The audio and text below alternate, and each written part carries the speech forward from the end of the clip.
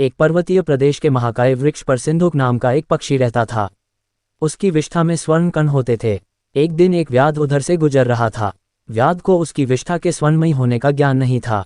इससे संभव था कि व्याध उसकी उपेक्षा करके आगे निकल जाता, किंतु मूर्ख सिंधुक पक्षी ने वृक्ष के ऊपर से व्याध के सामने ही स्वर्ण कण पूर्ण विष्ठा कर दी। उसे देख व्याध ने वृक्ष पर जाल फैला दिया और स्वर्ण के लोभ से उसे पकड़ लिया। उसे पकड़कर व्याध अपने घर ले आया, वहां उसे पिंजरे में रख लिया। लेकिन दूसरे ही दिन उसे यह डर सताने लगा कि कहीं कोई आदमी पक्षी की विष्ठा के स्वर्णमय होने की बात राजा को बता देगा तो उसे राजा के सम्मुख दरबार में पेश होना पड़ेगा। संभव है राजा उसे दंड भी दे। इस भय से उसने स्वयं राजा के सामने पक्षी को पेश कर दिया। राजा ने पक्षी को पूरी सावधानी के साथ रखने की आज्ञा निकाल दी, किंतु राजा के मंत्री ने राजा को सलाह दी कि इस व्याध की मूर्खतापूर्ण बात पर विश्वास करके उपहास का पात्र न बनो। कभी कोई पक्षी भी स्वर्णमयी विष्ठा दे सकता है, इसे छोड़ दीजिए। राजा ने मंत्री की सलाह मानकर उसे छोड़ दिया।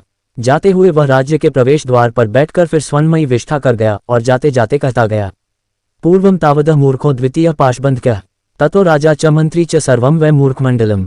अर्थात पहले तो मैं ही मूर्ख था जिसने व्याध के सामने विष्ठा की, फिर व्याध ने मूर्खता दिखलाई जो व्यर्थ ही मुझे राजा के सामने ले गया। उसके बाद राजा और मंत्री भी मूर्खों के सरताज निकले। इस राज्य में सब मूर्ख मंडल ही एकत्र हुआ है।